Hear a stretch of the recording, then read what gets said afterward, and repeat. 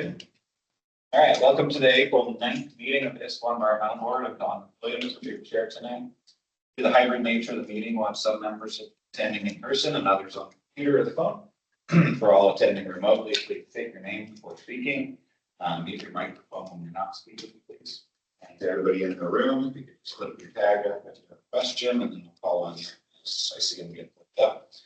We'll summarize any agreements that we need to make it correct at the end of each topic. Not like we're voting on anything.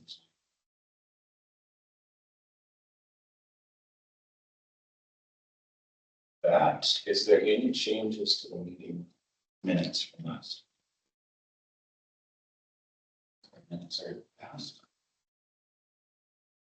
And then we're going to do 2 public comment sessions tonight. So one up front here and then one after the presentation on the tree.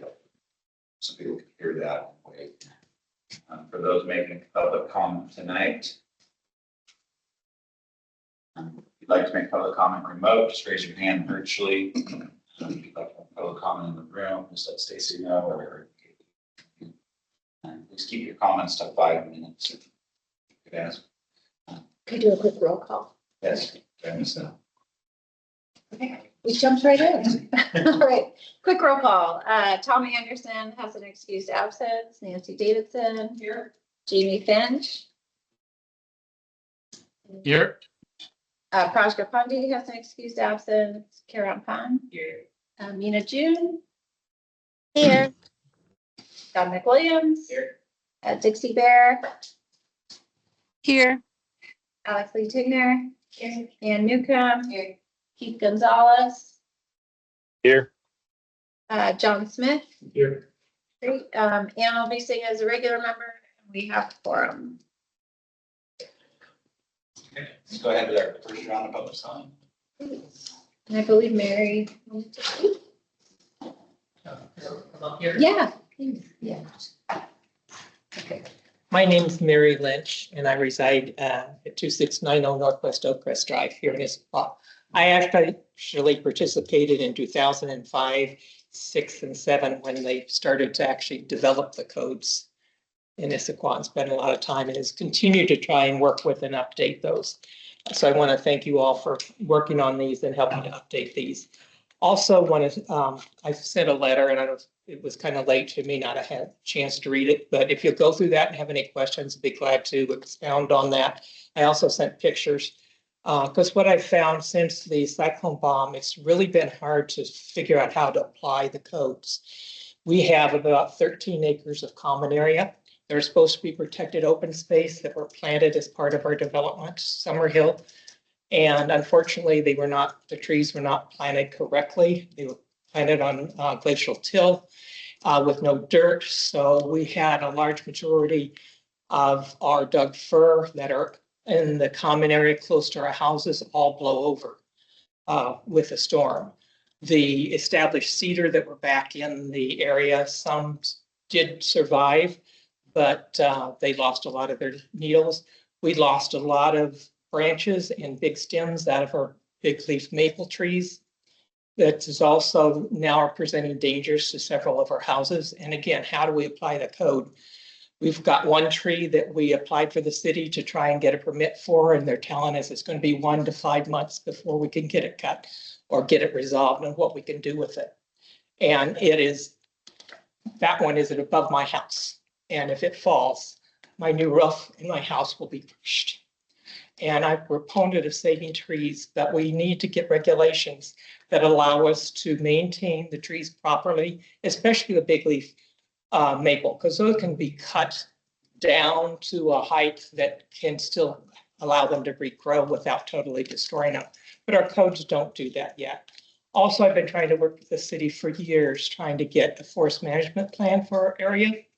But the city has not been at all helpful. We're small homeowners, so we don't have a lot of money.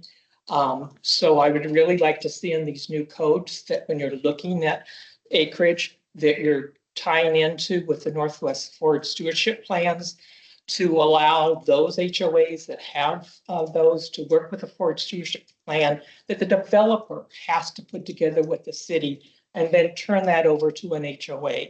that we can manage. So every time that we have to trim a tree, remove a tree, plant trees, we don't have to come back continually for permits with the city, but we have to maintain and report that tree code. That would really help us as an HOA and would save us money in the long run and make sure from the beginning that the trees are planted properly, because it was really disheartening to see those 40-year-old trees. And I sent you a picture, but now what do we do with them? They're like 8 to 10 feet deep on an area that didn't have any trees except the little ones that I had planted last year. How do we get rid of those? We can't with the city codes, from what I can read. But with the fires and that kind of stuff, what are we going to do? I also had my insurance basically threatened to be canceled because I didn't have the trees in the common area trimmed back. So I did a little bit of trimming, but some of these big leaf maples really need to be cut back so that they won't fall on the houses. Or else there's going to be more in our neighborhood of people that are going to lose their insurance because the insurers will not insure us. So we also need to start working with the state on fire safety and safety wise around our houses. That needs to be written into the code to protect us. The other problem, I was on the HOA board and we had difficulty in even going through the new permit process. I don't know if any of you have logged on and tried to get on or do it. It's not straightforward. It's not easy. And when we did have a violation, how do you report it? How do you follow up with the city? That doesn't work. We don't know what's happening where we had the violations. We couldn't actively and quickly get the permits that were granted. And we were the HOA owners and the tree was being cut on the HOA land. But the city doesn't check on that. They ask whoever's responsible for the permit to fill it out correctly. And if it's filled out wrong, the city doesn't care. So that needs to be written into the process as far as who's the ownership of making sure that the tree really is on the property that it's on, because that's not clear. And we basically were told we as an HOA would have to sue the HOA or the person, the property, but we couldn't because the city wouldn't confirm that it was violated. So, you know, there were 2 more Doug firs that got cut that shouldn't have got cut. And to my knowledge, no penalty has been followed because the city doesn't have that process. And if you're going to enforce or make rules, you need to make sure the city has the staffing and the money to enforce them or they're worthless. So hopefully when you're looking through some of these, you'll take some of those points in mind and open up the code to cover some of these issues because it doesn't. So thank you. Thank you.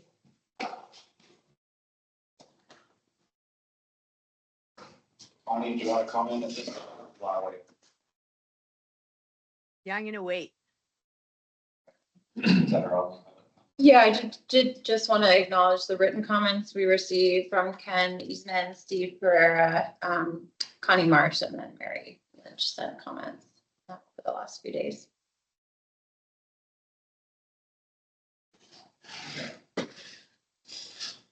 Stacy, you want to give us a quick update on recruitment? Great. Yep, we're gonna shift one of our reports or updates just to the beginning since Jamie's gonna be leaving here in a few minutes. So just a quick update on our environmental board recruitment and transition. Alex, Don, and I participated in interviews for new members. We provided our recommendations to the mayor and those will go to council on the 21st of April. Jamie's decided not to reapply, as you know, a lot of things going on. So we do anticipate at least one new member to the board.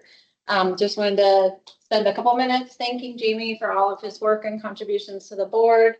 He was involved in leadership of the board when I first started and just have always appreciated his thoughtfulness and all of the input that he's given to the city and staff and this board. So just want to take a minute to recognize Jamie and hopefully we'll see you pretty regularly, whether public comment or back on the board in the next couple of years.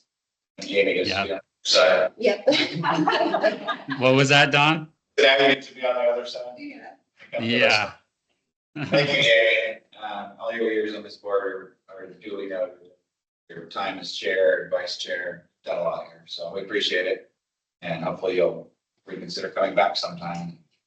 Thanks, Mello.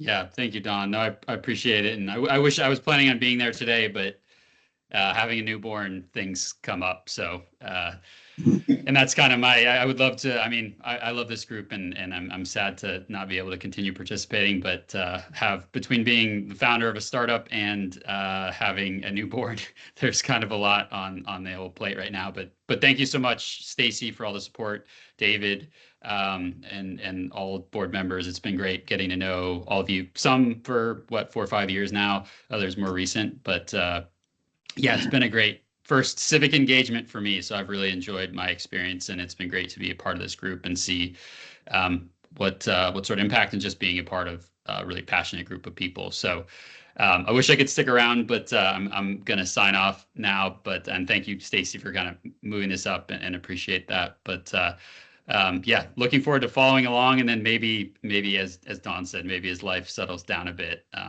I don't think this will be my last involvement. Just need to take a little breather and focus on family for a little while. So yeah, thank you so much, and hope I get a chance. I know I see a lot of you around town, but I was hoping to see everyone in person, but that'll have to wait for maybe a farmer's market or wherever else I might run into y'all. But and thanks, Don. Thanks for it was great working with you for several years, and appreciate your leadership this year. So awesome. Thanks, Jamie. Thanks, Jamie. Yeah. Sounds great. All right. Yeah. All right. Bye. Yeah. Okay, our first topic tonight is a update from Dan on the urban forest management plan. Yeah, so this is going to be really quick. I don't have any slides prepared for this. We'll be coming back later in the year for more of a formal update on the urban forest management plan, but hopefully most of you know that ended up getting adopted by council in February of 2025, so just a couple months ago. We had the, I guess, unfortunate or slightly ironic timing of trying to take that to council or council committee the night of the bomb cyclone. So that ended up delaying it a bit during the fall, winter there, but had it adopted and are looking at moving forward to implementation. So I would like to be coming to this board at least once or twice a year to kind of provide updates on where we're at. Obviously, we're only about 2 months since then, and there hasn't been a ton to update on, but I guess I can just give a quick rundown of what the priority implementation items are. And for folks, I think everyone here has been a part of at least some of those meetings last year in the development. Just as a reminder, this is a plan we worked on with the consultant Planet Geo, their urban forestry consultants organization. And, you know, a lot of these plans, you know, you kind of have 3 main sections. We have our current conditions, essentially what do we have? And there's a lot of data in there that will talk or kind of inform some of the tree code conversations we'll be having tonight.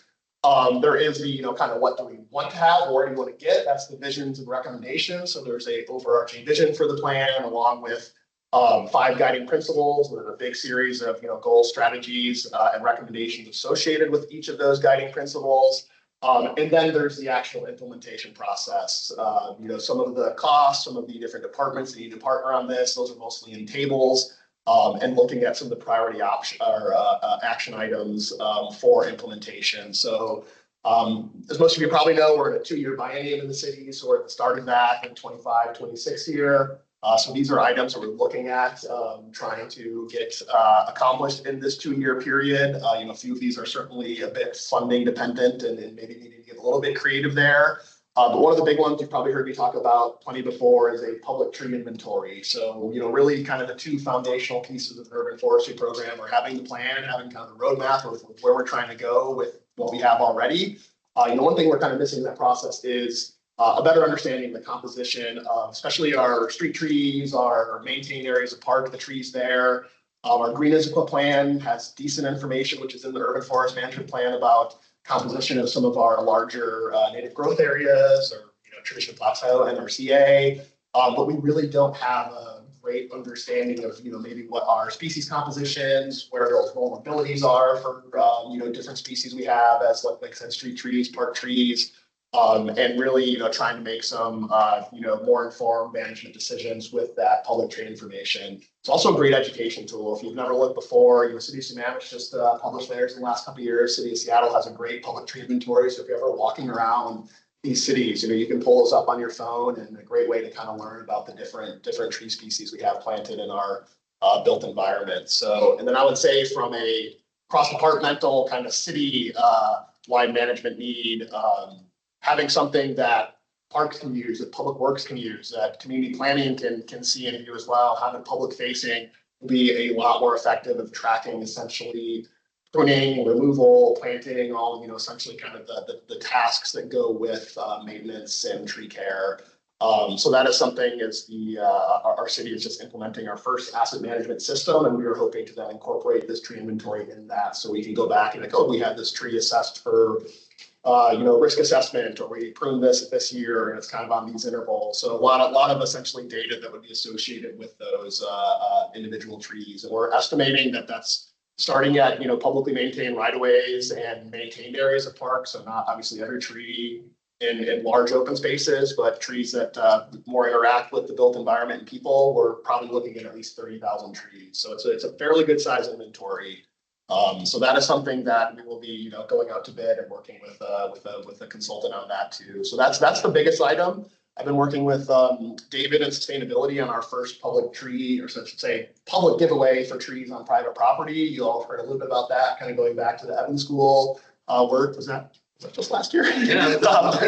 On kind of recommendations for incentivizing canopy on private properties. So that is something we're doing with a community partner called 300 Trees. You've possibly seen some of the yard signs around. They've been working with Bellevue on their private tree distribution events, and they also do their own regional tree distribution in the spring. So they had some signs around Issaquah here just a few weeks ago.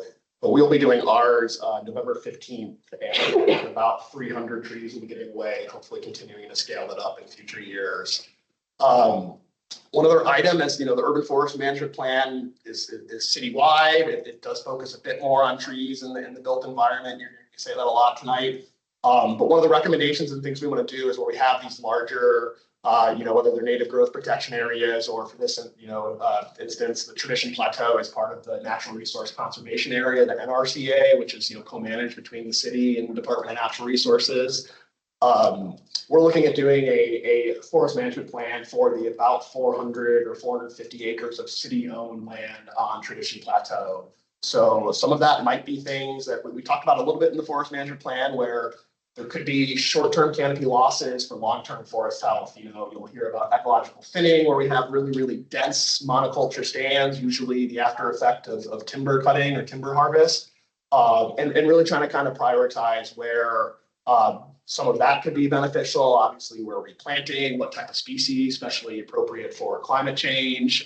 So we're working, we have some grant funding for that, and are scoping that with Northwest Natural Resource Group, NNRG, which is a great nonprofit forestry group based in Olympia and Seattle. And they do a ton of work with King County on their projects, and some of the tribes in Western Washington too. So another one that I just kind of started talking with our community planning department, and some of that might be related to kind of how the tree code updates go, is some updates to our preferred tree list, trying to look at that through the lens of climate change and vulnerability with certain tree species and where our climate's going, or we anticipate it to go. And then just, there's some stuff missing from there. We emphasize a lot on native tree species, and it's actually not a real comprehensive native tree species list in that plan as it is. So that's something that I want to work on with our community planning department to get some updates and have that be a little bit more, comprehensive and cleaned up, and include a little bit more information on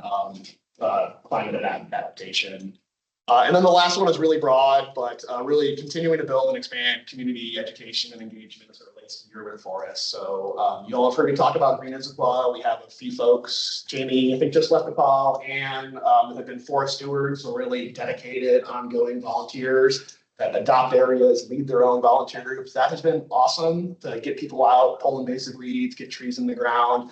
We're looking, how do we do that more on some of the stuff even Mary was talking about? How do we do that more education around, tree care, tree planting, maintenance on private property as well, especially with some of our larger land managers, with some of the big HOAs we have in Issaquah here too. So looking at seeing how we can partner with the Department of Natural Resources, which offers some really good community education programs and resources to try to start doing some, whether they're workshops or some maybe hands-on work to around, more specifically tree planting and tree care, while we'll still continue to build green Issaquah for the, maintenance and restoration of our more kind of natural areas of the city. So, those are kind of 5 items I just wanted to highlight that we're hoping to get through in these next 2 years. Some of them are a little bit more tangible versus community education, but we do have some goals around frequency of events and topics, which I just talked about very briefly, but I think I'll pause there and see if there's any questions, and also just reiterate that plan on coming back and coordinating with Stacy for a little bit more of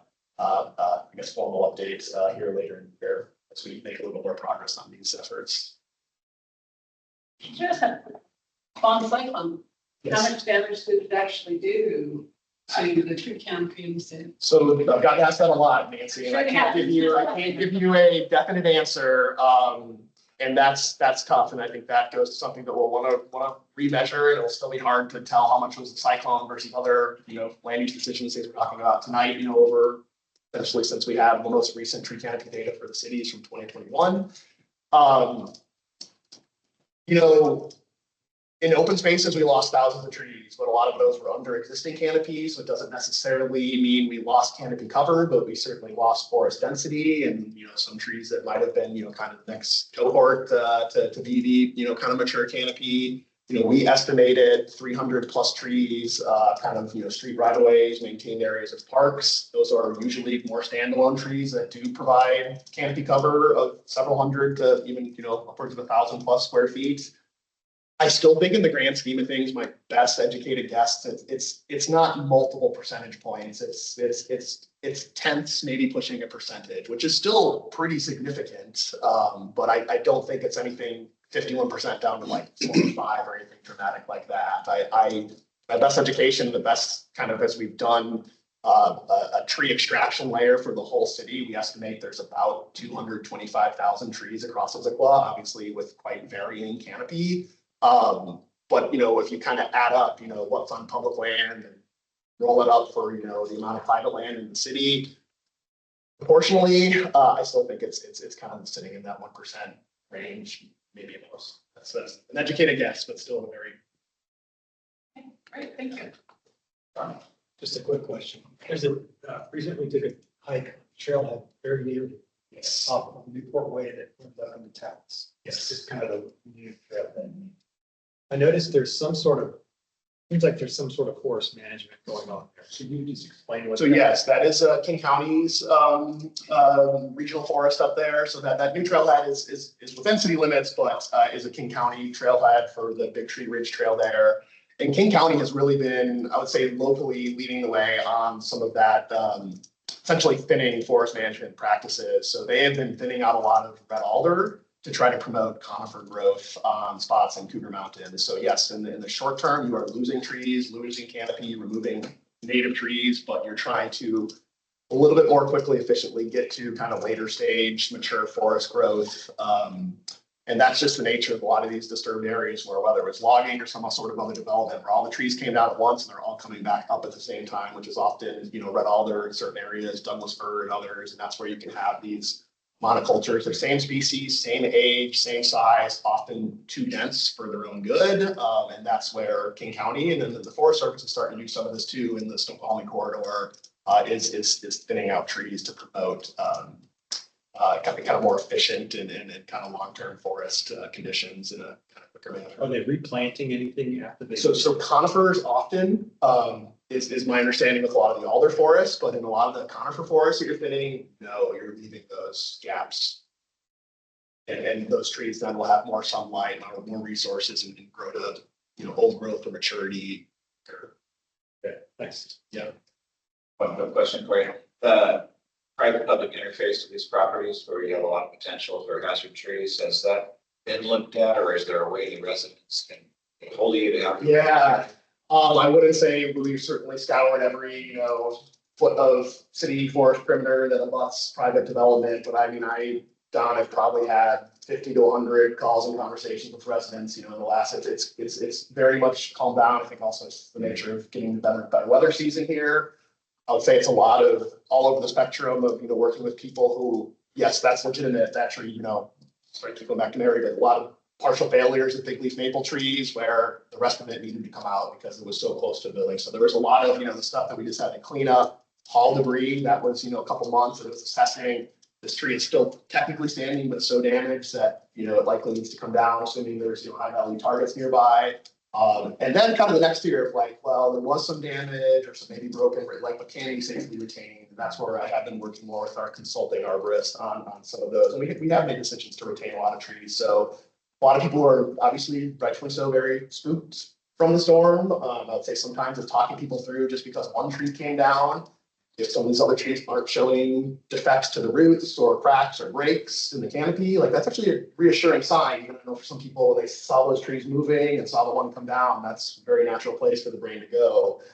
So trying to kind of talk through people that too is like, that's actually a reassuring sign. One of our bigger wind events on record, these trees made it through it apparently unscathed. But then there were a lot that, of course, didn't, and we've had to work through. So most of those have come through calls, emails, quick fix, all our systems there. But we're trying to, as things calm down here a little bit, probably start surveying a little bit more of our, forest perimeters and areas where maybe get calls yet. So, there's been a lot of that. Yeah. Was the city able to sell any of the trees for lumber?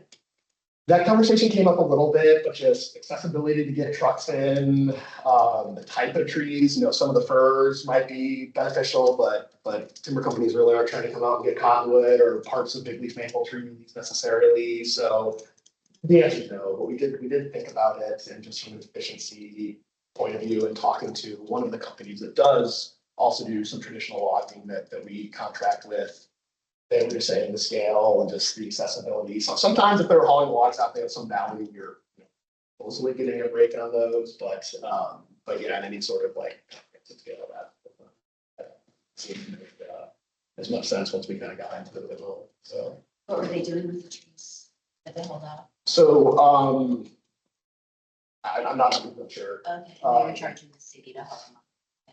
Sometimes, that's what we're telling sometimes. Oh, well, all these are free, and then they might be selling some of those. And some of them they give to creek projects, as they're telling me, because they're also working on some of the stuff that we needed to cut and reposition in creek. So they're out there for a lot of that. We're talking about some of it used for habitat, some of it's for just firewood is ultimately what they end up using it for. But I don't know for sure exactly what they. Nancy, have your final comment. Well, I have just two quick questions for you. The first one is, who does the enforcement of the tree code? Is it you or is it these guys? It's CPD. I mean, I will consult with y'all occasionally if I can provide, some sort of. This is good. Yes. It's just funny. And the other question I have is, how are you using the tree fund? Yeah, so the tree fund, wasn't being super well utilized for a little while, and it took me a little time to kind of just to work and first of all figure out how much is in there, make sure we do have in our code, kind of what it's used for. So yes, I was able to. Unfortunately, this was before the bomb cyclone, and then that's maybe another conversation.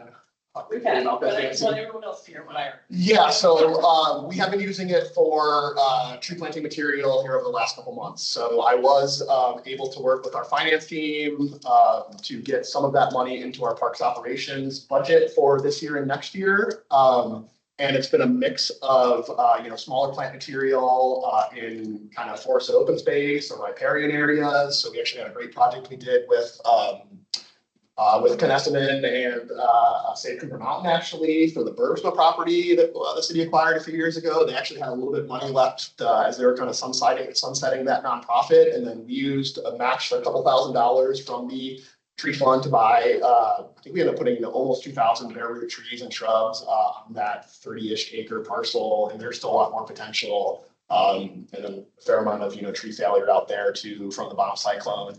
And then for instance too, we just use it for Confluence Park. We did our annual Arbor Day celebration this past Saturday, had about 50 people out. Some of them were one-to-one replacements of trees lost in the bomb cyclone. People love the weeping willow that unfortunately lost in that park. So that was planted, same species, same location. And then a lot of them were tweaks, based on, and I think a lot of people, if you've worked with trees, it is really hard to literally plant a tree back in the same spot. Even if you grind the stump, there's still just big roots, things like that. So things do need to be offset to an extent. And then we did consider some different species and kind of aesthetics through the park. So yeah, to say if it was truly 1-for-1 or, you know, kind of how it was, yeah, it was kind of a mix of, yeah, literally on the same site, same species. And also we lost a lot here in November and want to, you know, try to catch up with that as best we can. We hope to do more of that in the fall too. We are kind of putting a pin in our planting season that's starting to warm up and dry out. But we'll pick that up again in October.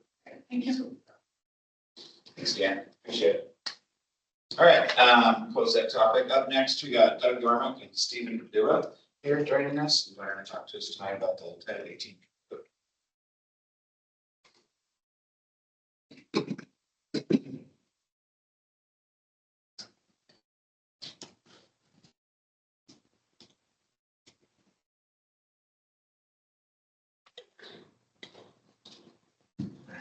Good evening. My name is Douglas Yormick, environmental planner with Community Planning and Development.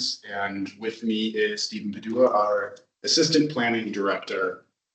Together, we're here to discuss the proposed amendments to Chapter 18.812, tree preservation.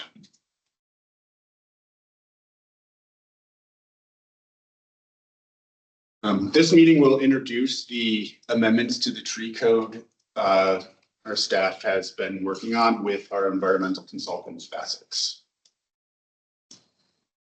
So for a little background, in May of 2023, Council approved our major update to Title 18, the city's land use code. This included an overhaul of the tree preservation code. Several changes were adopted as part of that overhaul. One such change was replacing tree density on individual lots with a standard for tree canopy coverage to help implement the climate action goal 55% canopy coverage citywide. Since adoption, staff has identified several areas for improvement for better clarity to interpret and apply the standards equitably and consistently. Council too has heard concerns from residents and have asked staff to prepare amendments to the tree preservation code. So we've grouped our amendments into 3 categories based on the type of change for the code. We created a change matrix identifying the 3 categories, and that was included in your packet. Both clarifying and minor were gathered from the 100+ tree permits that we've administered since adopting this new code, from development activity and feedback from residents. Additionally, some came from other sources such as case law in Washington State. Major represents significant departure from our current code or policy questions brought up during review. And so this category required more in-depth analysis to develop the amendments.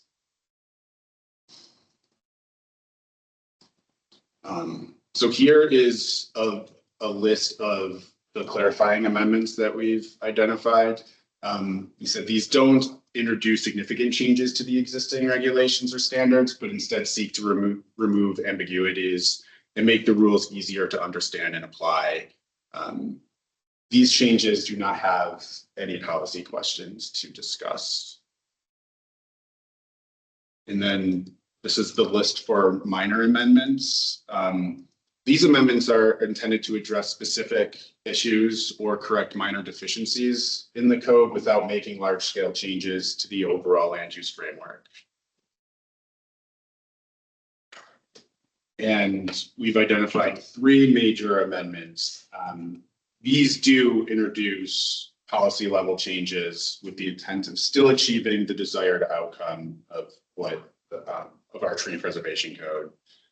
It's these amendments that we're going to discuss in more detail during this presentation. So these are our current canopy targets developed in 2023. Our current practice places the burden of meeting our tree canopy target goals on individual property owners without consideration of lot size or the existing improvements. Instead, it generalized using sub areas, capturing forested hillsides and open spaces within each of those sub areas. While this approach created meaningful targets to achieve, it's difficult to administer on a lot by lot basis. So we've heard from community stakeholders and the administration about pursuing another strategy without compromising our overall goal of increasing our citywide canopy to 55% by 2035. Here is a chart of our proposed canopy. And so we partnered with our environmental consultants, Facet, to develop this new strategy, taking into consideration of all of the feedback that we received. Utilizing this approach, we evaluated the existing canopy with land uses, potential planting area, lot size, and zoning. So instead of a strategy of applying canopy targets of an entire sub area onto the individual property, we propose creating a specific canopy target based on the intensity of the land use of that property. And for single family, we even go a step further and utilize lot size as another factor to consider. These new targets are just one tool to achieve our goal of 55% canopy coverage. Another tool is what Dan had just presented to you about the urban forest management plan developed by Parks. So, which looks at city-owned properties, facilities in right-of-way, and we should be looking at this together with this code and his plan as a comprehensive approach to allow us to achieve success in reaching our target goals and to reduce all of the impacts of urban development.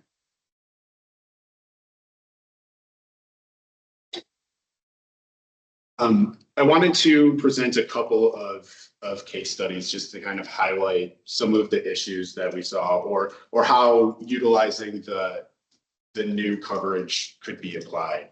So this is an example of a lot in Tallis. Many of the lots in Tallis are small when compared to other neighborhoods. This was purposeful to cluster development and maintain abundant open space. What this image doesn't show is the additional improvements such as driveways and walkways, which take up additional potential planting area. In this example, there is little tree canopy on the individual lots. So currently, it's a 73% canopy coverage goal for the Tallis sub area. There isn't much potential planting area within the sub area outside of right of way, since a lot of the area is forested open space.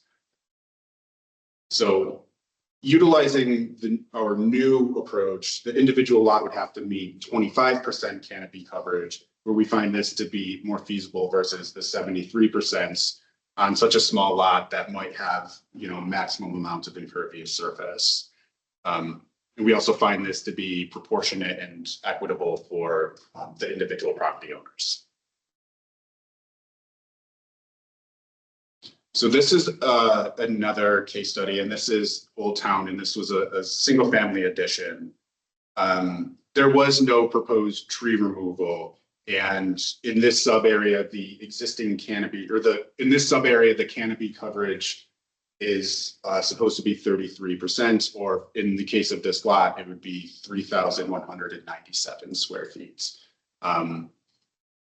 So and the existing canopy coverage of the lot itself with the trees that exist there is 1,922.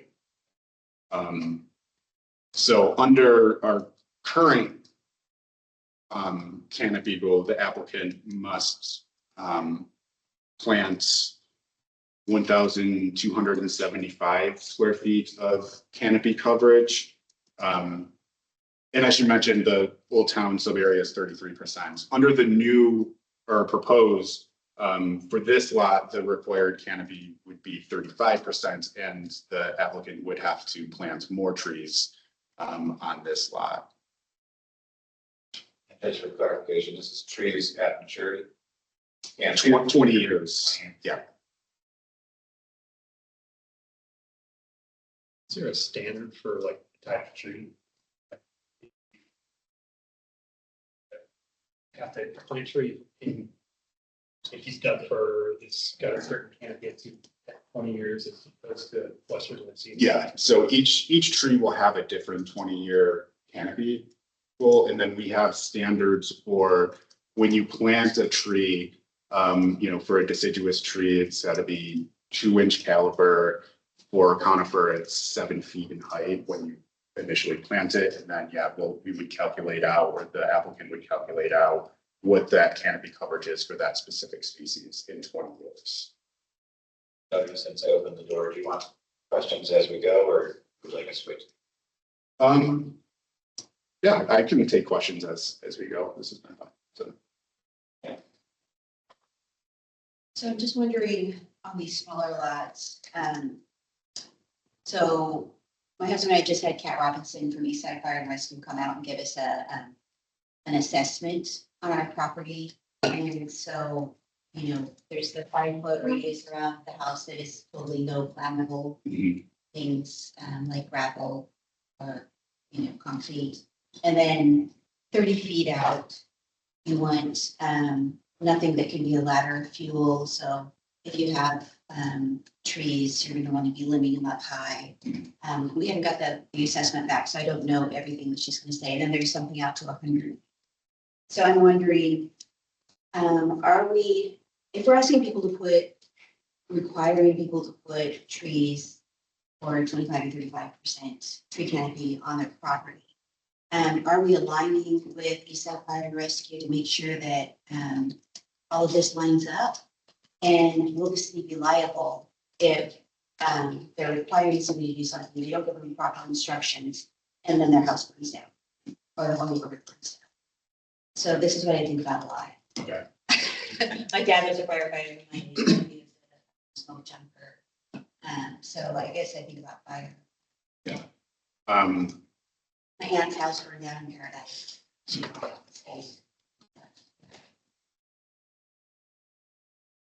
I have not been consulting with Eastside, or I should say staff has not, with kind of balancing kind of the urban wildland interface and what that would mean for trees.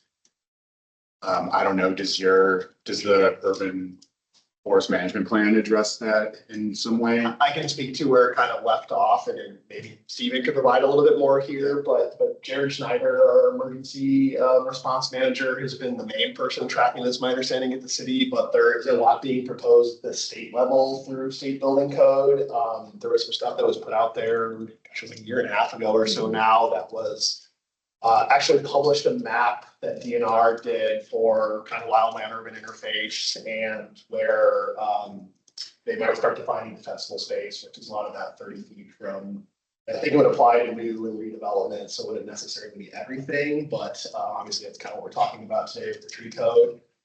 That map had literally the entire city of Issaquah marked as, essentially wildland urban interface. DNR was pretty clear that that was never the intention of that map to be that fine grained, and there was a lot of people, community groups, cities, counties, and Whatcom County was the big one that wrote a bunch of letters, had a letter writing campaign to essentially say we need to better publish this map and reassess this map.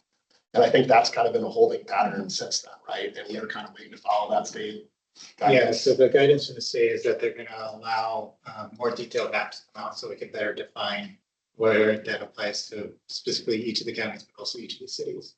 Because like Dan said, it basically covered the entire city and not really looked at the peripheral, which is where we want them to look to create that defensible space. So I don't want to speak for these guys, but I mean, I think we'd absolutely have to reassess some of these canopy targets and goals if and when that gets adopted. Yeah, Okay. and when those conversations were being had with the state, we were consulting the Eastside Fire and Rescue about how they might want to best approach it, what kind of comments we should be providing so that we can coordinate on all. But right now, with things kind of in limbo and defining what those maps look like, we're just kind of in a waiting pattern so that we can react, and then we'll consult with them. Thank you. Yeah, I think we all love our trees. Yeah. And in Washington, we're not used to this. I'm a native. I realize we're not used to thinking about fire, we're used to thinking about water. But things are changing, so I'm glad that we're planning on being aligned, even though we aren't right now. Hopefully we will be by the time this is. Nancy? And I would like to second Ann's point on that. I think that, you gave those examples, and if you put in a standard house or housing like the council's considering the middle housing, instead of get these extra lots and stuff. And basically, the house takes up, like an old town, all the impervious, you basically build as much as you can to still meet the criteria of the impervious area. And then you look at it, you say, you're still gonna have the buffers to put in fire protection so that the house comes down Tiger Mountain and it doesn't necessarily get them. And then still plant the trees and canopy. And I think if you did a couple of 3 examples, Taos is one, because you just showed that. Old Town's another one. I just think we may not have the right canopy coverage there. And we don't know that because we really don't know how to do the fire protection at the same time. And I know we've talked about it with climate change and seeing what happened in California. It could happen here too. So I think reassessing your numbers for the canopy coverage, real examples, needs to be considered. And does that all start with the climate action plan? Are you guys using the tree canopy increase numbers from the climate action plan? So does it have to change at that level before it changes? Okay, what you guys are looking And be careful to plant a bunch of trees, force people to plant trees. Fire protection, we have to tell them all we take them out. I know, and that's a lot of money and time. So I think, setting the right goals the first time is probably the appropriate thing. To the best of our ability. Yeah. I mean, to the best of our, Yeah, and then giving people the right instructions as they're planting them. where to plant, Yeah. prevent fires and stuff like that. Yeah. So I think we need to think about that, and that's something we've talked about a lot. So there were a couple of questions there. Yeah. I'll respond to Anne's, your comment on whether or not we need to change the target. Yes and no, because we're trying to base a lot of this methodology to achieve that target. And once we get better data with the next inventory, we'll have a better idea of how close we are, and then we can readjust a lot of those targets. And then to your point about coordination and making sure the safety factors are being incorporated, that's another consideration why we wanted this C in lieu as part of the flexibility in terms of allow people to give the flexibility so that they can meet those safety standards or meet any of the setbacks or any development regulations that apply to their site while meeting the canopy goals. And so in coordination with a lot of the urban forestry plan, being able to utilize a lot of the public spaces to increase tree canopy is going to help with a lot of that. So I think it's kind of a balanced approach. And yes, we want to achieve the target. We need better data to really say, yes, this is actually getting us closer to that. The intention of this exercise was to come up with a different methodology so we can be more equitable in how we're applying a lot of these tree requirements at the lot level.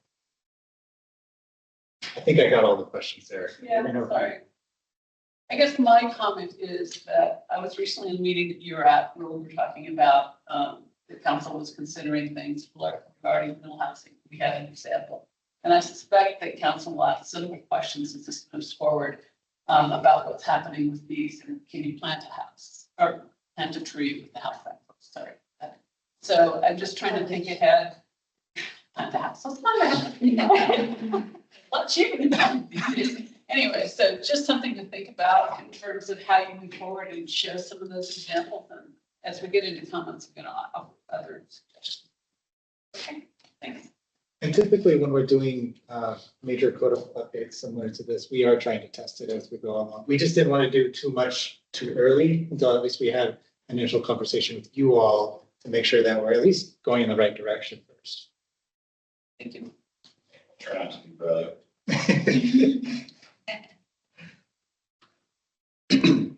So our next major update are the thresholds to comply with canopy coverage. So under both the current and proposed, all new and redevelopment must comply.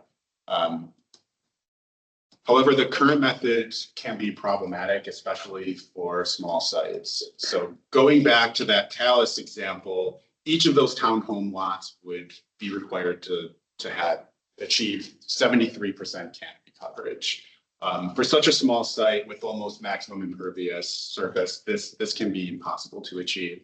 So under the revised method, the lot must comply with the new canopy targets. And in Talus, that in that Talus instance, that would be 25% of the lot. And then additionally, the site abuts green space with the potential for overhanging canopies. And when reviewing a tree removal permit or new development, this overhanging canopy could be captured. Staff felt overhanging canopy should be considered since the canopy theoretically should remain, since we only allow tree removals or a qualifying tree. So whether that's hazardous, a nuisance causing obvious physical damage or the potential to cause physical damage, or it's dead, dying, deceased. Another change is if the individual lot is meeting the tree canopy target, replacement trees aren't necessary. Our current method forces property owners with a qualifying tree removal full canopy coverage requirements. Often this results in a single tree being removed, but having the property owner plant several trees, adding costs without considering the land use or the property size. And this results in a property owner having to pay, in some cases, it could be thousands of dollars in additional costs just to remove a single tree. We felt that this method wasn't proportionate to the action being taken and can be punitive to the property owner. And then our last major change is reintroducing some flexibility within the central Issaquah sub area. This area is targeted for growth with urban densities and intensities, and in most locations, this will be infill developments. Currently, the tree retention requirements for central Issaquah is 25% of the total caliper inches of trees within the developable site area. And the developable site area is all of the areas that are outside of critical areas and their buffers, any exclusively used easements. So it's essentially where you can develop on the property. There is no remedy to reduce this 25% without going through the variance process. But when you look at the approval criteria for a variance, a reduction in tree retention would not be supported. Since most of the projects in this neighborhood will be infill of existing suburban style development, many of the existing trees may be unsuitable for retention. These include parking lot trees, perimeter landscaping trees, and in a lot of cases, these are poorly maintained and just really aren't the right tree that we should really be saving, and may not be the right tree for that location anyways. So by reintroducing flexibility, we can continue to target growth into this sub area. Reviewing of this flexibility would occur with the land use permit, and we have a deviation process, land use permit that would be reviewed concurrently with the underlying land use permit. And also would have to provide us with an arborist report for review as well. And to qualify for the deviation, the applicant must meet the criteria for retention, and anything that is below that 25% caliper inch that's established in code, would have to pay the equivalent into the tree fund. And then in all cases, that new development, that infill development would have to meet the proposed canopy targets. So this, I just wanted to provide an example of what we're looking at in central Issaquah. So this is an office building that this is also proposed for redevelopment. There is a critical area that's kind of along the right-hand side, like up in that corner. So a lot of that area, so like a lot of this area is critical area buffer. So any of the trees that are located in there couldn't be counted for that 25% retention. And most of the trees that are within here, as you can see, are just, they're trees within the parking lot. And this development would have to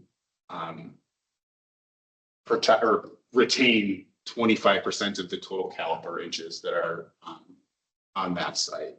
And by having some flexibility, we could be looking at allowing the development to occur there, still getting our canopy through the canopy targets for this type of development, and not retaining trees that may not be suitable for that location.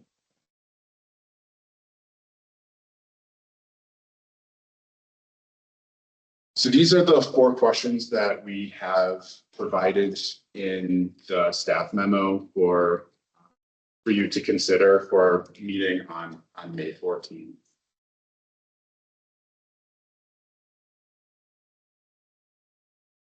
And speaking of May 14th, these are our timing and next steps. So we are coming back here in May. It's also my birthday, so go easy on me. First meeting of the new board. And I'll actually be providing 2 things for that meeting. So it would be this discussion and then the natural environment checklist. So you get to hear me twice. But in April, we're going to Planning Policy Commission, and then again in May to Planning Policy Commission. June will be Council Committee, and then we have tentatively scheduled July 7th as City Council and adoption. And then for the April 24th Planning Policy Commission, I think we've coordinated potentially having a few environmental board members to come kind of talk and give some feedback to planning policy as they're kind of getting introduced to the topic.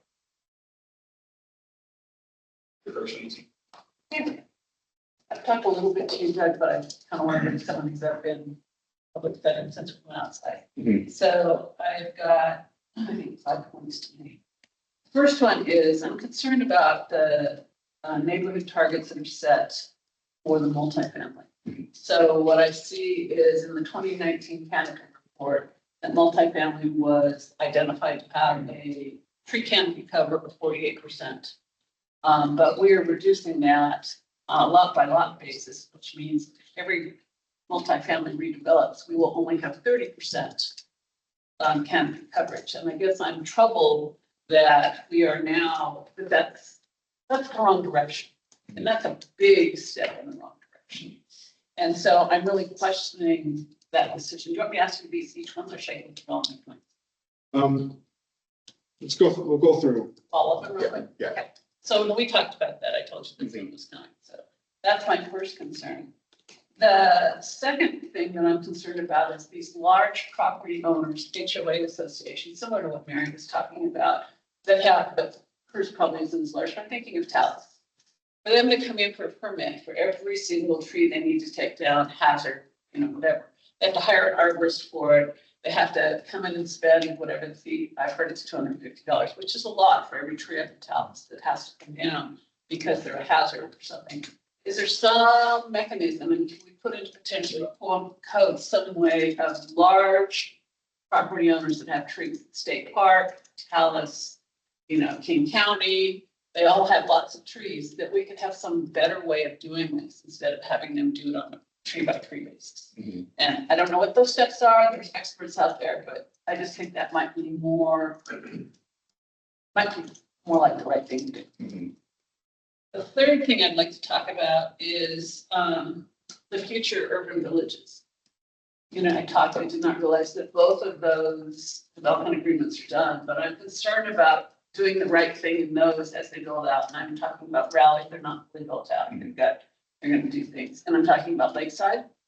And so thinking through now as we write our tree code and making sure that those are included in the development of those urban villages.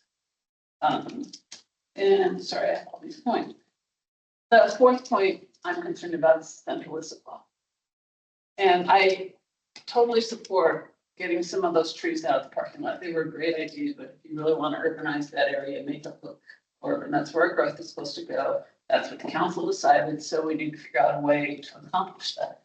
But another alternative would be that instead of having all those trees, to find an identified area to potentially put those. And to really have a plan to build that someplace along the creek, something like that would be really beneficial. And it would help build, instead of like doing that development, that commercial property, it might make it a better situation for all of that redevelopment. And then the last piece that I have with this whole thing is I think we need to talk through how the tree fund is used and what it should be used for. And after typing it down, I'm a little troubled that we're using it for what happened after the bomb flight fund, and I know that that was kind of an exception. But it's my understanding it's to build put trees in areas that we don't have trees now. And I know this is code, but it helps define where Dan uses those funds or anybody else. And I think we need to think through and identify the place and what we want that used for so that we meet our goals of putting in trees, not just replacing the trees that we have out there. Sorry, you want my points again? Yeah, you know that. You saw it earlier. Okay, so for the first one, for the multifamily, so when we were looking at going on an individual lot by lot basis, your consultants were looking at also like potential planting areas as well. And so that's where that number had come from. But I see your concern where, you know, in 2019, it says it's Currently it. Yeah, it's where it's currently at. And if everything redeveloped, then It would be down to 30. we would have lost significant canopy coverage in that. So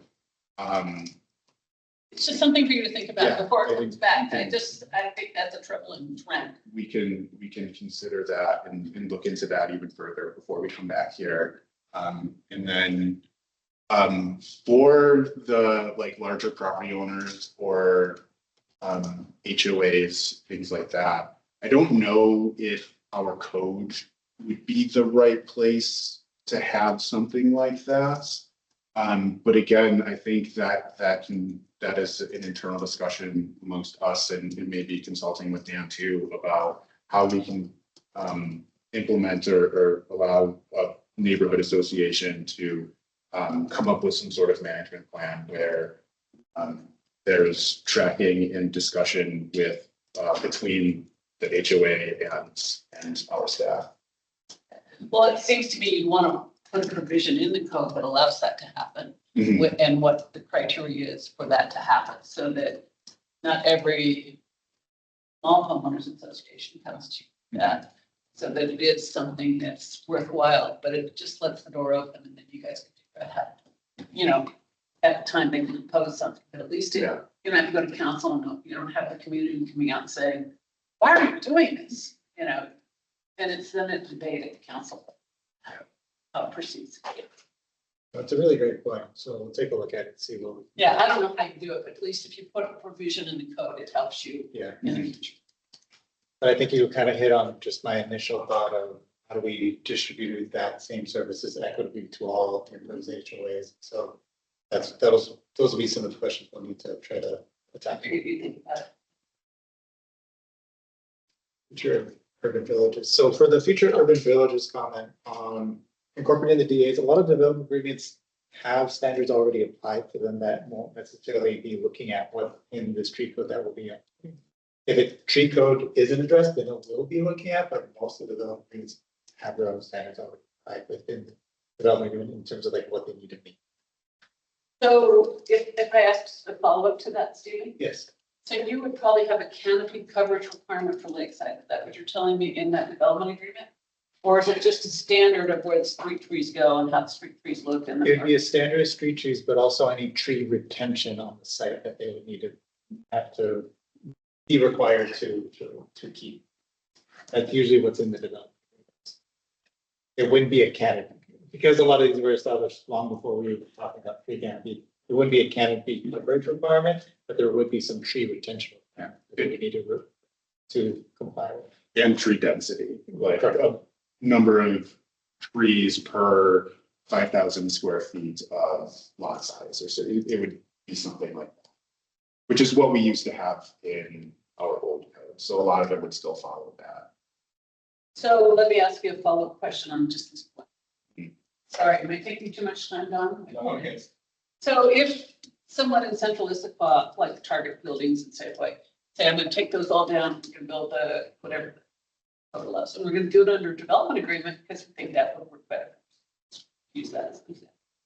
Would they have to meet the urban village development or the commercial development requirements in these? A new development agreement. Whatever was negotiated in that development agreement is what that would essentially be their new code. And that it could be they have to follow 18812, or they could come up with a different. But that goes with process, the usual. Yes. Yeah. Thanks. Good one. Nope. The next one was Central Issaquah. You had concerns about supporting getting parking lot trees out and find alternative areas to put those.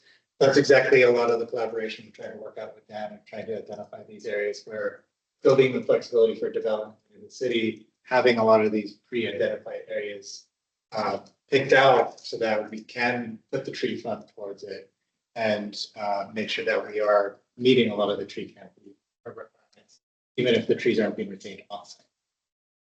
And to go a little bit further and with what Stephen was saying and coordinating with Dan or even with Public Works, we have kind of a inventory and characterization, a recent inventory and characterization of our fish-bearing streams, where we identified like specific reaches of streams where planting trees could be beneficial, and kind of cross-referencing that with, whether it's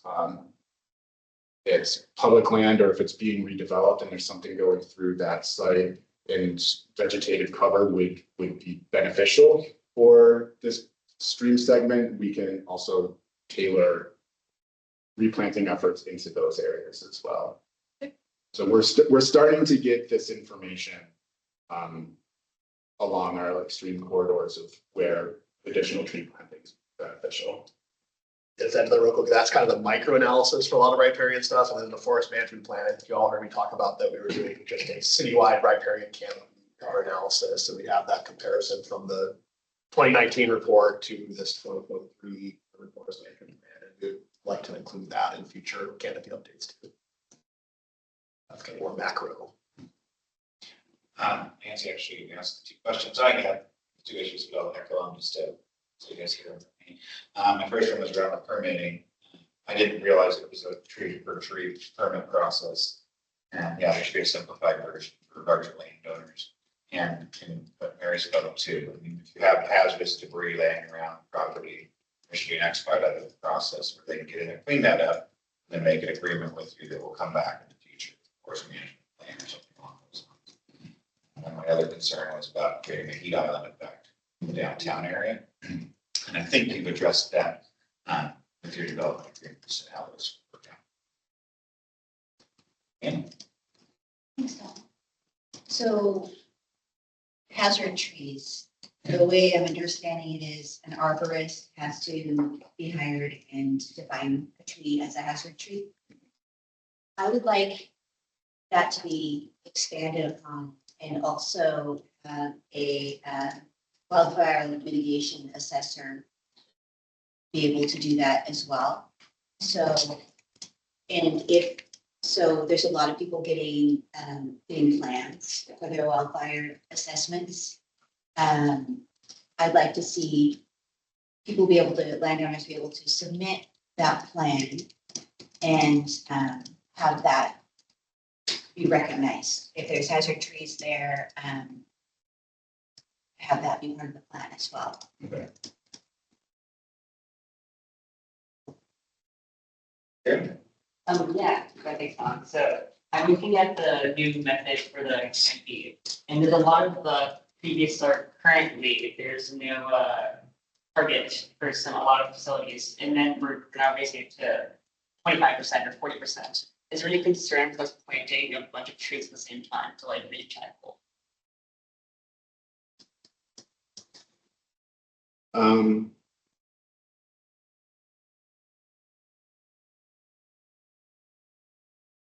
Didn't necessarily have concern with that because we were looking at, I mean, I guess in some instances you might be planting like a lot of trees, but most of the time when we're dealing with replacement trees, we're dealing with, you know, a handful of trees.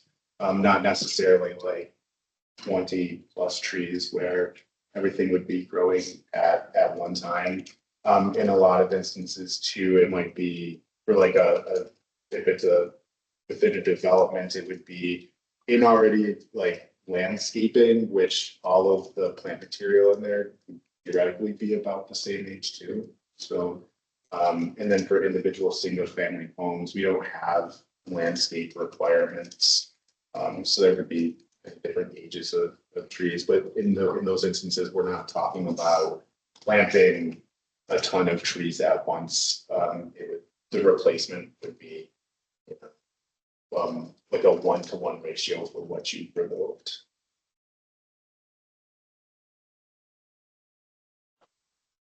Okay, good. Any other questions from the board before I open it for public comment? Okay. Let's go ahead and do our second public comment round. Calling you to see your hand up. Mary, do you want to speak again?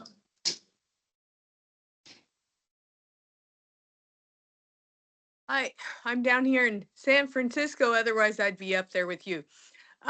So a lot of the things that they are addressing for the tree code change are not what I hear people complain about. I hear people complain that it's a difficult process to get through. The definitions are hard. The initial paperwork is unclear.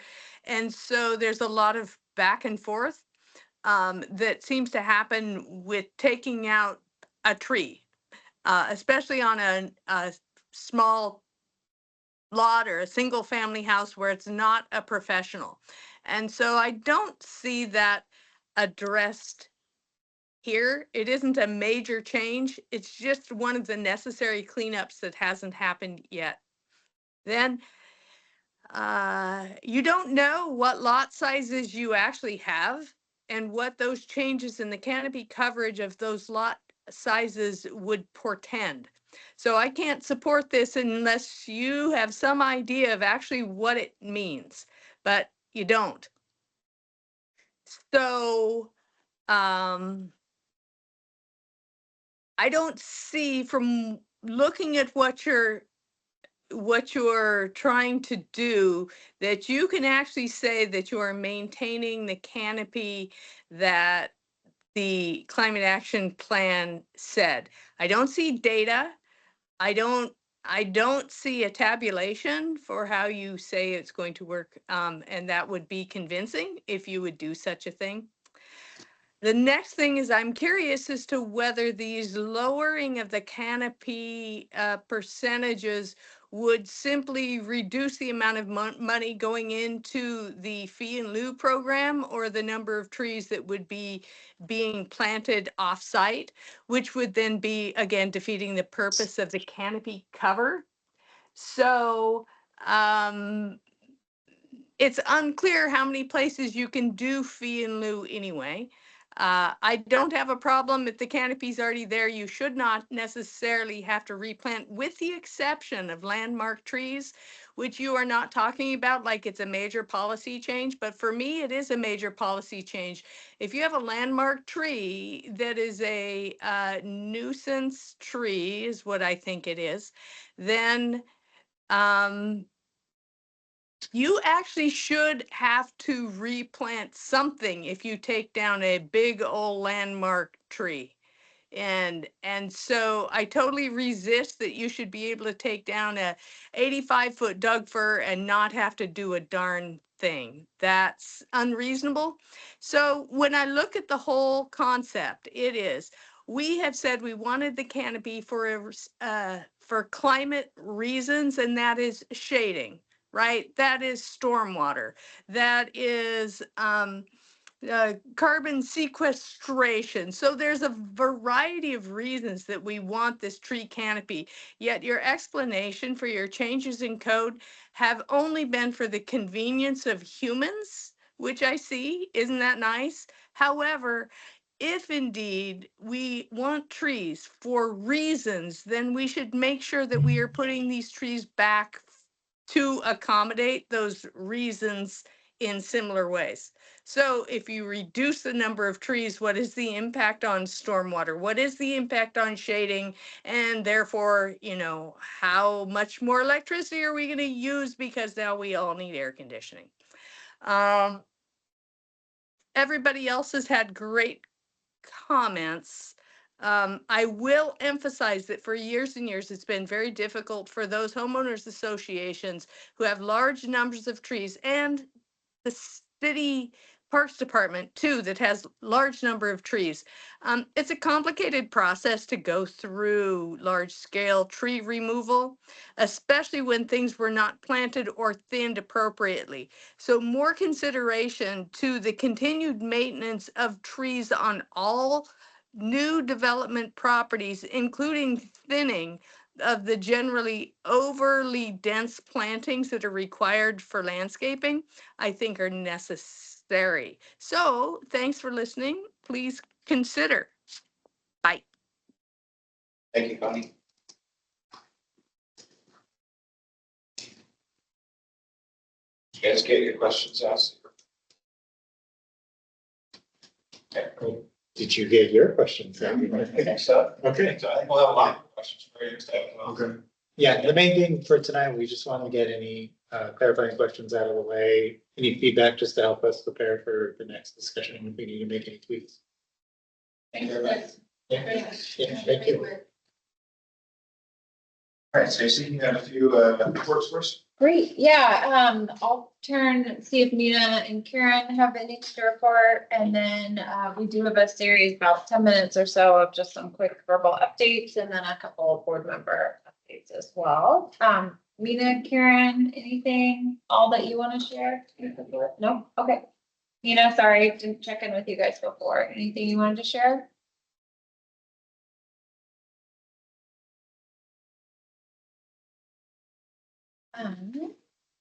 All right, so just a few items, some that were attached to the packet, and then just some verbal updates.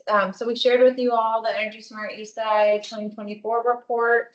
It also presents a look forward of what's happening in 2025 in terms of budget, staffing, programming, and funding.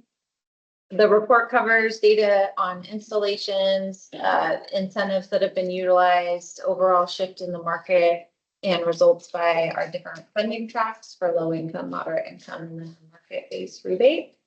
So just wanted to highlight a couple of the big takeaways. We've had 98 free heat pump installations on the east side between 23 and 24. Those all went to households with low income. And then have had 89 affordable housing installations across the Eastside partners during that same time frame as well. The program's starting to see a lot of growth and is meeting with leadership from across all 6 cities to start talking about kind of where next. We always envisioned Energy Smart Eastside doing work beyond heat pumps, so we're starting to Any questions on that report? Great. Next item, I wanted just to provide a quick update on the ICAP update process. We are in the process of forming the committees, and then we'll be scheduling meetings with those committees at the end of the month. So just as a reminder, we're going to have a transportation and land use committee. We'll have a natural systems committee. Those groups will meet in the spring and early summer. In the fall, we'll convene a metric committee. So at the end of the month, those groups are going to come together to hear background on the ICAP, talk about what their task is going to be, and really get them ready to come to our June meeting where they can be providing specific recommendations on revisions to actions or new actions to consider under those focus areas. We have great representation from this board on the committees, and then also from Park Board, PPC, and our transportation board will be represented as well. Next, wanted just to touch base on the CIP, the capital improvement plan. we had anticipated coming to you all this year to revisit the criteria that we worked on as a group 2 years ago. That was the brand new environmental criteria. The process was shifted this year a lot because of our staffing and funding situation. And so it was scaled back pretty significantly and in terms of time and effort. So this year there is no change happening in the criteria. David and I were tasked a couple weeks ago with going through and updating our projects and working across our departments to update projects that we partner on. So that process right now is complete and those projects are undergoing review by our budget team, and then we'll go to council in the coming months. We have submitted a number of, or updated a number of projects. Primarily, we didn't have any new ones this year, but around solar installations, energy efficiency, EV charging, those are some of our major projects that will be moving forward in the CIP. So any questions on that? That I had originally in our work plan held many months worth of meetings to talk about the CIP. That was a kind of last minute shift. So any questions around that? I'm hoping in 2 years or next year, we'll come back and have a chance to look at that criteria again. We'd like to build on it. I'll hand over to David to talk about some great success with EV charging. Yeah, so over the last 3 months, we just completed the installation of 17 new level 2 electric vehicle chargers at 4 sites, city sites across city facilities across the city. There are 4 here at Tibbetts Manor. If you feel so inclined after the meeting, you can walk around to the garage and actually check them out. We have 4 additional ones at the City Hall that will be used to support police transition to electric vehicles down the line. And then we have 8 of them at our Public Works facility, which is where the bulk of our city fleet actually lives. And then we actually replaced 1 up at Fire Station 72 because they had an old defunct one there. So that's really exciting. It gives us enough capacity to support our existing electric vehicle fleet. You can see some of those vehicles actually just in the parking lot here. And it gives us plenty of space to support additional vehicles as we add them to our fleet over the next couple of years. So that's been a big project over the last 2 years to get them designed, align 3 or 4 different funding sources for this project, do some electrical upgrades. This site had actually a really large electrical upgrade over the last couple weeks. So we are very pleased to be done with that project, and we're really excited about what that allows us to do to continue our electric vehicle transition in the city. Yeah. Hopefully you'll see more vehicles out on the street soon. And those are just for city vehicles, right? Yes, those are just for city. Yes, these are all city fleet vehicles with some staff charging capabilities as well, kind of in off hours. Does staff charging, do they get charged? Yes. We have a reduced rate policy right now. Fleet vehicles take precedence, but the idea is that mostly the fleet should be charging their vehicles at night when they're not actually in use. So during the day when a staff member arrives, occasionally if there's an open charger, they'll be able to at the discounted rate charge up their vehicle.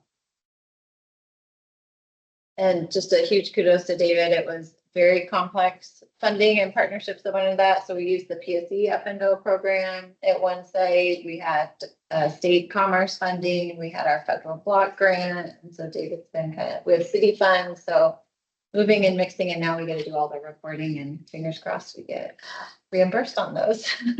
Good job, David. And then just regarding public charging, we do still have a grant out through a partner for some public charging at Tibbetts. Don't know if that will come through.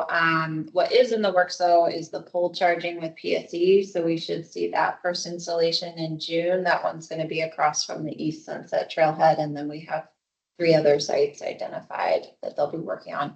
It's kind of the open, it's a right of way, open lot across from the trailhead. There'll actually be a new crosswalk put in there. Later this year, the city has a grant to work on that. They'll be putting, yes, yes. Yep. Great. All right, next topic, just a quick update on the Sustainability Fair Environmental Board booth.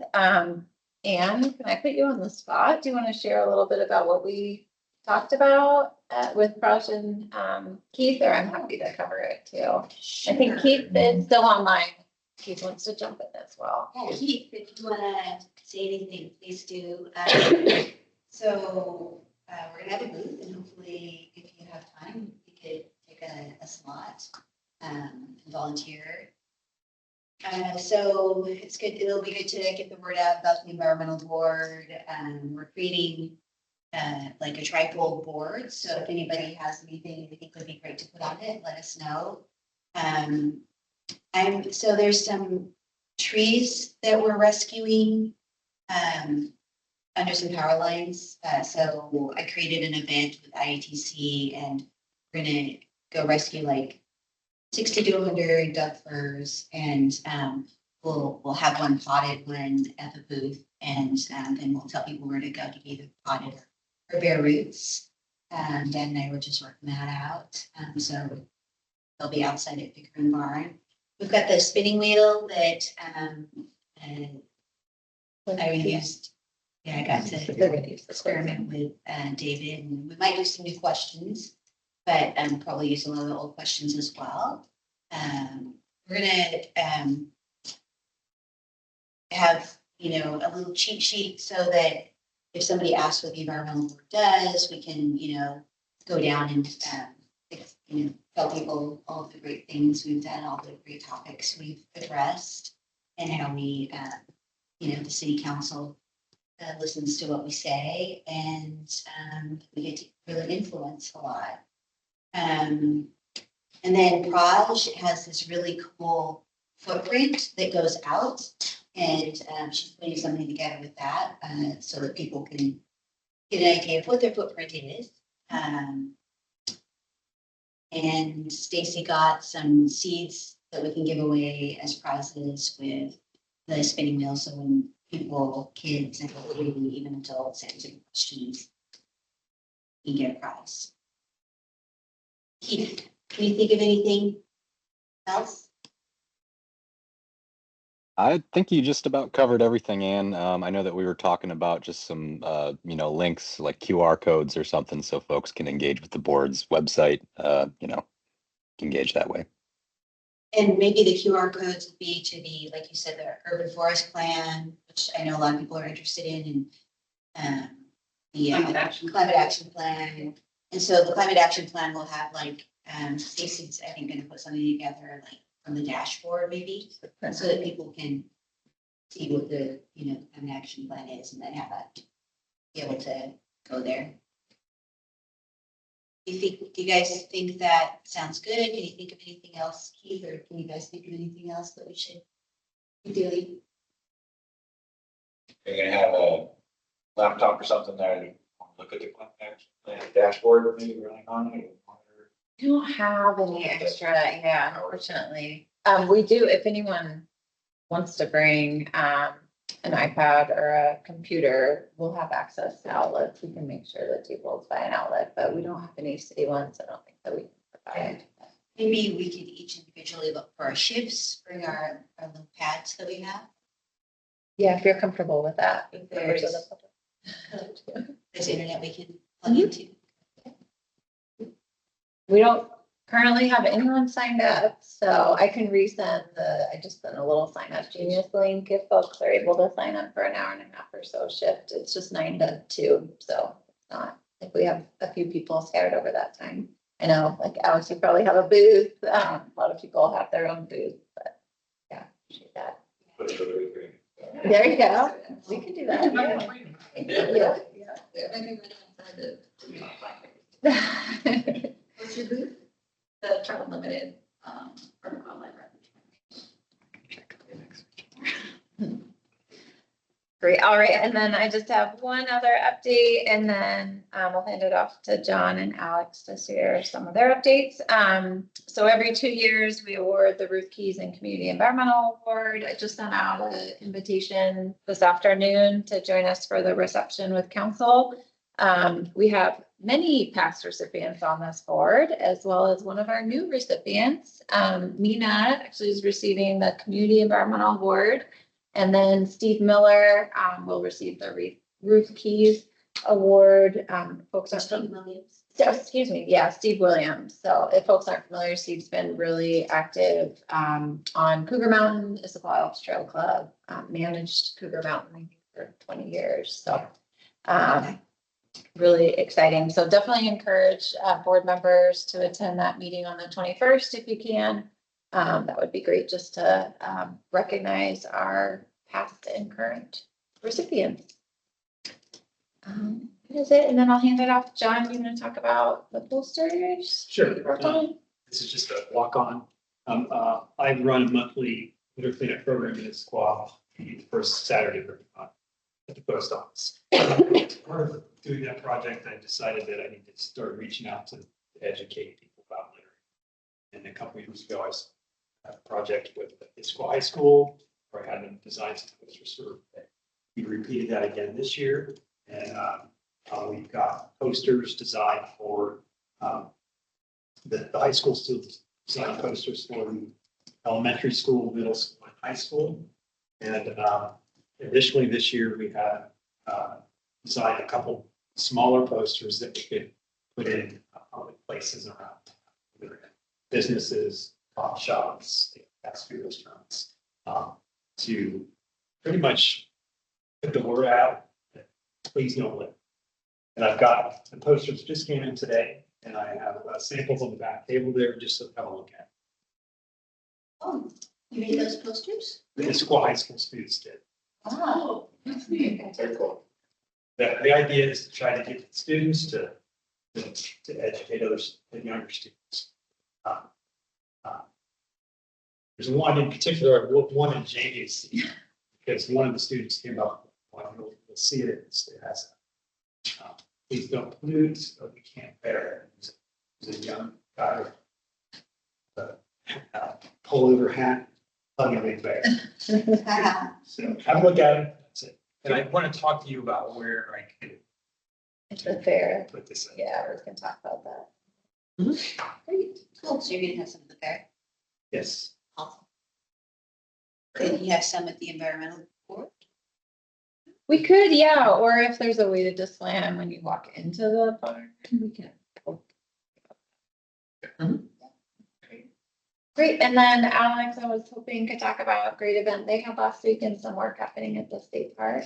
Yeah, so we co-hosted an event at State Park and a number of other partners within the Urban Wildlife Refuge Partnership. That was a restoration open house that was managed through prayer.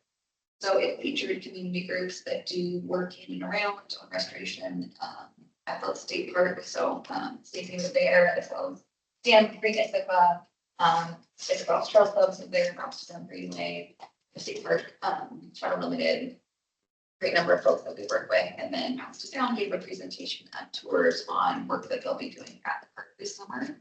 They'll be doing stream restoration along basically all of Issaquah Creek that flows through the state park this summer is going to be having major restoration work done, including, I can't remember how many trees. If Dan were here, he could tell still, but a significant number of trees that they're going to be putting in the stream there, some of which are going to be helicoptered in, which will be really cool and get a lot of publicity probably as they're flying military helicopters into the state park to drop trees.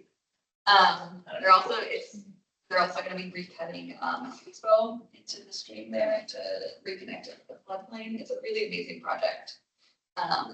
Mountains to Sound is going to be doing a lot more outreach about the project over the next few months. I think they probably started staging now. And I believe on the ground work will start in May and will end in August. Is that the new? No, I had to leave before. Okay, yeah, I can't remember the exact dates, there's a specific in water work, no. But different parts of the park will be closed off for public access to hike through that area at different times. They may be having close stuff down. There will be machinery or helicopters flying. So it was a really cool event. We had over 50 people attend. It was really great. Organized. And you can do a field trip in the Yes. fall. Yeah, and that would be a great field trip. Brings it out. Yeah. Dan used to like manage that for the past down here. Contributing significantly and causing the tour.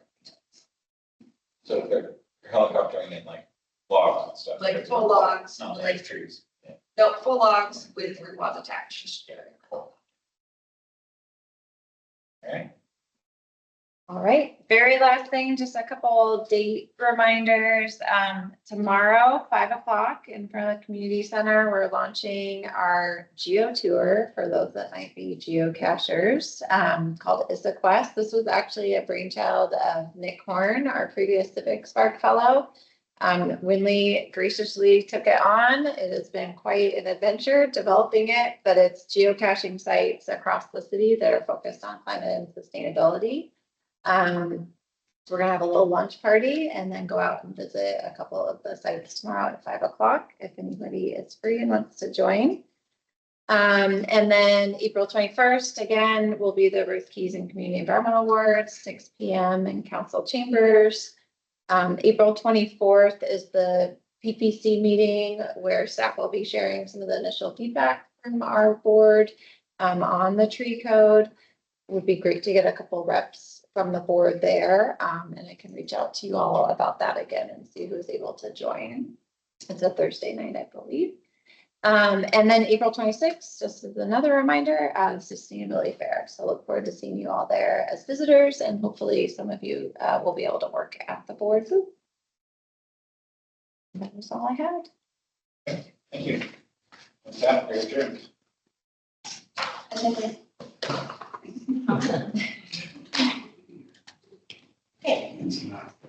We need to talk about the